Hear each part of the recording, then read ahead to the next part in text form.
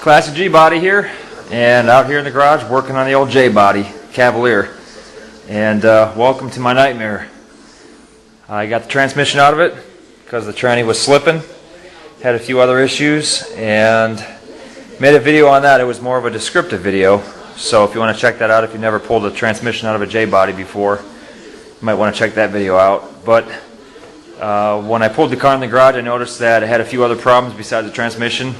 The water pump was leaking, the water neck was leaking, so I figured obviously this was the perfect opportunity to go ahead and get those taken care of as well. So this is a video on how to replace a water pump on a 97 Cavalier Z24 with the 2.4 liter twin cam. Same deal, goes from 95 through 02, I believe, on the Cavaliers, and I think 03 or 04 on the 2.4 liter when they had those available in the Malibus, Cutlasses, and Oldsmobile Achivas, I think. Either way, 2.4 twin cam water pump. And normally what it calls for is accessing the water pump for the most part from the top of the engine, from the top here. And what it calls for is removing the motor mount, the timing cover, and the exhaust manifold, because the water pump on these cars are external and located right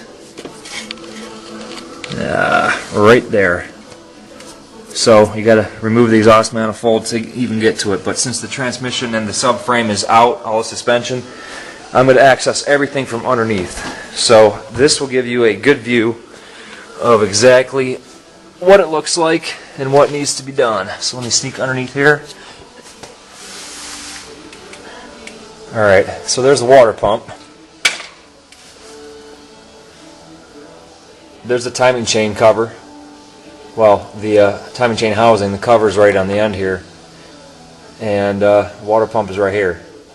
So it has 3 bolts here. So we got it, and then you have the water pump bolts right here, because the water pump separates from the rear housing, and the housing you got to remove. There's a bolt here and a bolt on the other side. The thermostat is in here, and this is the lower radiator hose right here that goes to the radiator. So I'll be removing these 2 bolts, this one and the other one. There's a bracket here that comes off of the exhaust manifold. You got to remove that, obviously, to drop the exhaust manifold if you're accessing it from the top. A couple of bolts on the oil pan, and the back of the water pump housing then has a hose, a solid hose, then that has a quick disconnect right here that I believe goes to the tees into all the heater hoses. So I have to disconnect that. There's also a clamp underneath there if you want to just get to the clamp. So it's not a fun job. Also a bolt here on the bell housing, which is a bracket for the hose.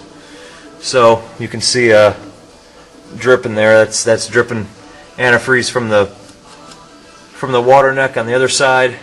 And you can see. Let's see if we can get a better shot of this. There you go. You can see the water pump dripping antifreeze right there. So the seal out of the water pump is bad. So obviously the perfect opportunity to go ahead and tackle this job while the transmission's out. So that's everything that has to be removed. And what I'm going to do is go ahead and remove it, and then once it's removed, I'll go ahead and show you what it looks like when it's all removed. I'll also show you the process as well, removing each component. So stay tuned.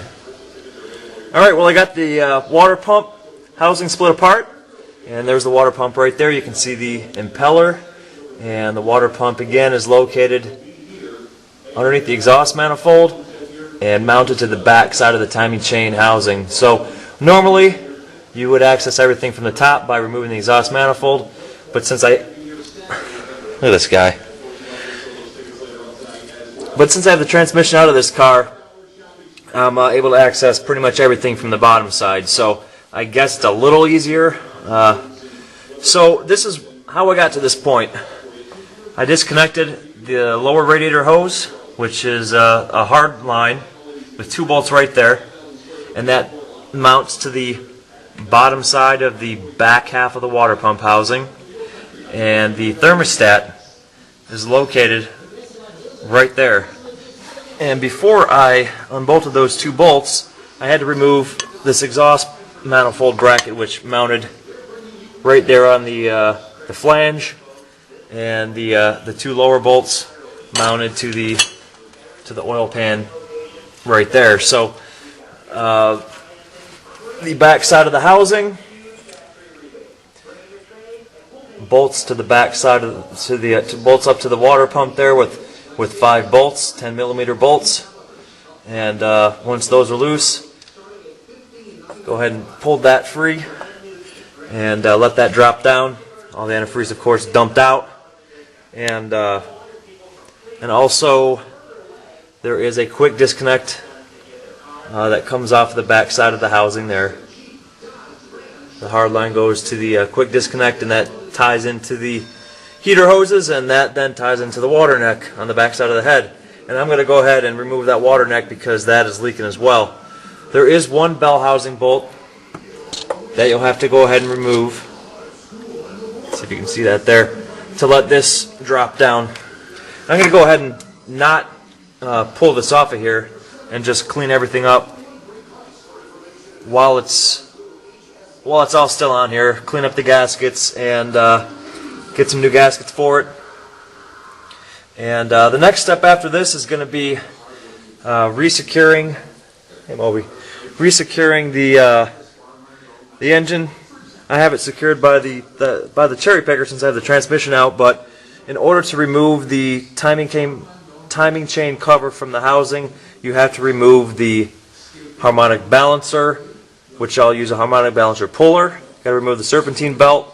I believe you got to remove the tensioner, and you have to remove the upper engine mount as well. So I'm going to go ahead and secure this engine from the bottom here, and once I get all that pulled apart, I'll go ahead and show you how that was done and take it from there.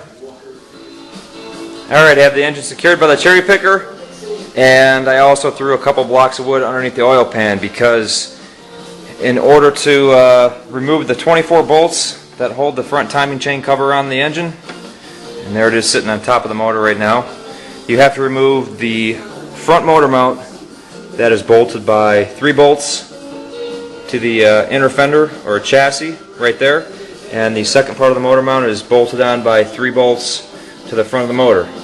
So there's the motor mount right there, and then there's the second part that's bolted to the front of the engine. So after that, I was able to pull the timing chain cover off, and you can see right down there is the gear to the water pump.